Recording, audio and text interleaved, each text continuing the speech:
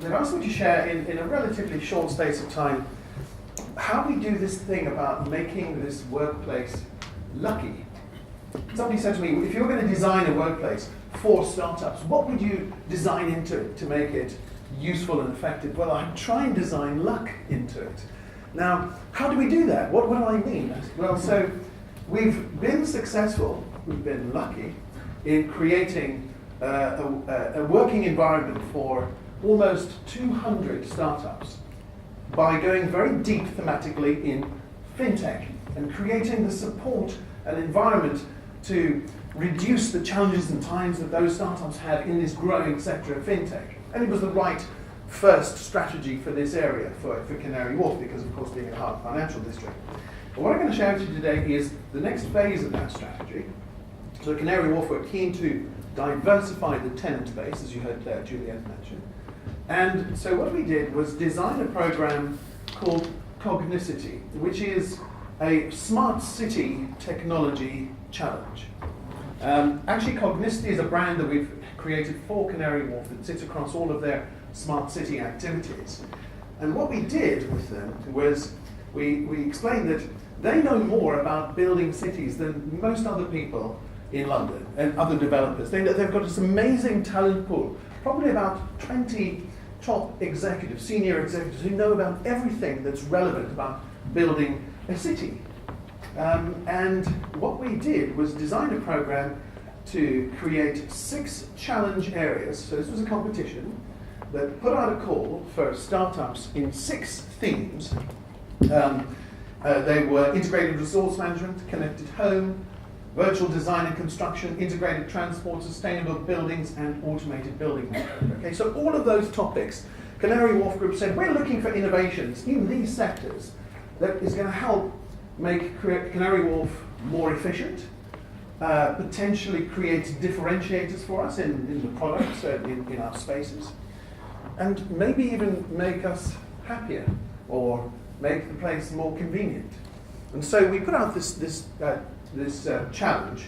But before that, what we did is we worked with the top 20 executives in Canary Wharf in helping them learn how to become mentors to these startups and making all their experience available to these young companies in a program that turned them into this army of very knowledgeable mentors, and also to tell the truth to these startups. You know, how much energy is used, how much waste is thrown away, what it costs to dispose of the waste, so that these startups could then shape their proposition to be relevant for Canary Wharf. Now the prize, this competition first, we had hundreds of applications, and we accepted 6 companies in each category, so that's 36 companies, came here for a 12-week intense curriculum of helping shape their product so that it was ready to be pitched to Canary Wharf Group executives for a pilot.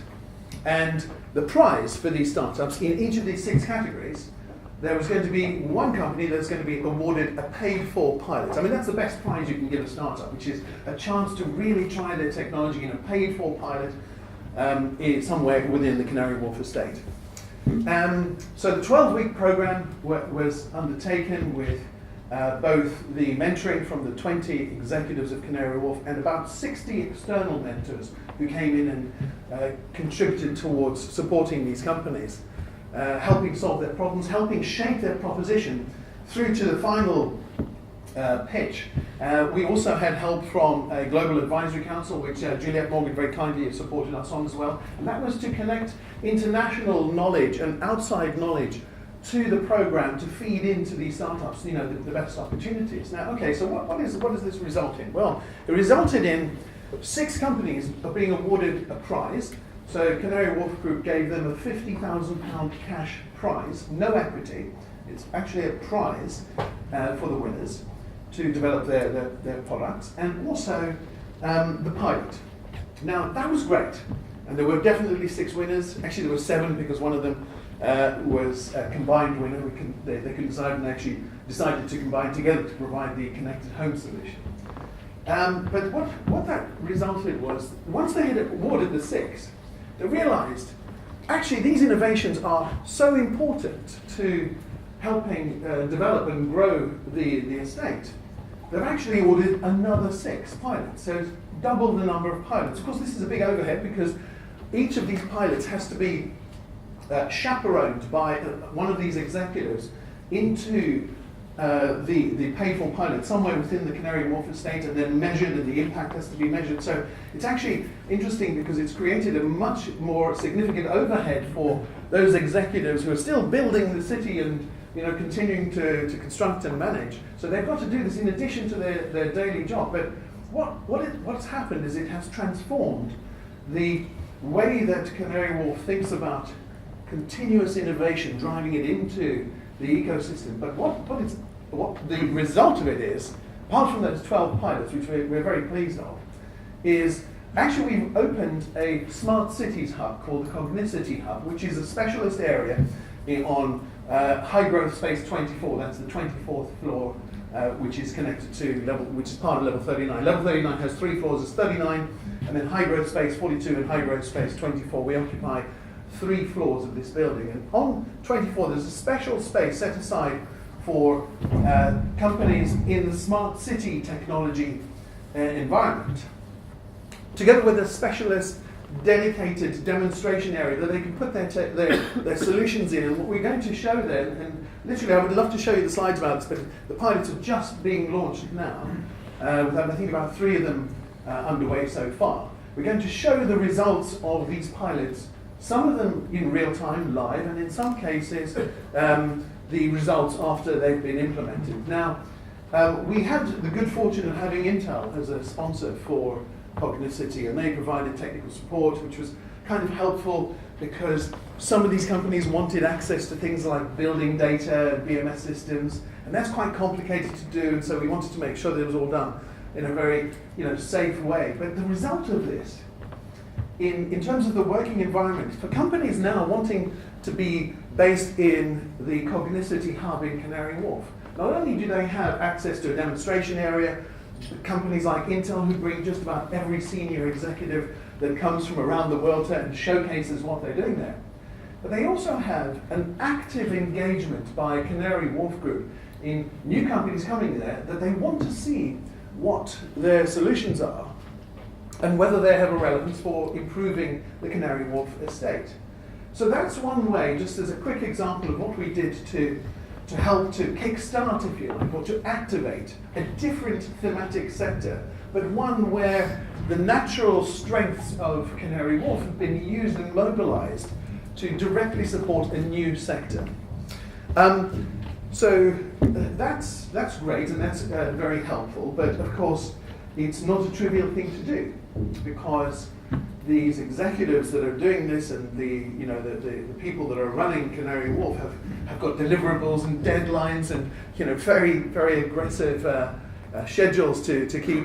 If you look around, you can see a lot of construction taking place. But what it's also done, it's helped to provide a career development opportunity for those executives, in that it will be added to their professional certification as having been involved. By the way, I just wanted to say, one of the challenges in being in a big building like this and continuous development is that below us there is a big university, this has been announced so it's not a secret, which is UCL, who are preparing their space as we speak. We've asked them to keep it as quiet as they can, but occasionally we'll hear a little bit of bumping, and that's the space being prepared for UCL, which is one of the things that this area didn't have. It didn't have a world-class university. If you're into cluster theories, this is an important thing. So it's really terrific for us to have a university such as UCL moving in below.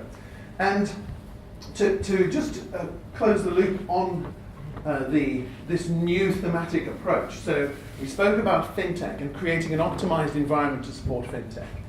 We have now an optimized environment to support smart city technology companies. And you'll see that as you go around the estate with the pilots in place, like Strawberry Energy, which are these amazing IoT benches that generate energy. You can charge your phone, you can connect to Wi-Fi, and they're collecting data about who sits on the benches. Well, it's actually about throughput in use and that kind of thing. So you'll see them outside the Crossrail station. So transforming the area or the workspace that you create into a living lab for the companies that are there is one of the ways that we help our companies be more lucky, I suppose, is the message.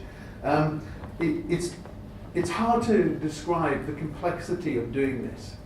All of the things that you heard Juliette mention, such as flexibility of tenure, not punishing companies by asking them to take too long a lease. But what happens from that is that the companies that are successful grow and actually do sign leases. We've had this here already. So Pyrean have taken a lease on the floor for themselves, and they were a company that started in the space as a small company, and we have companies that joined us 2.5, 3 years ago that are now significant occupiers.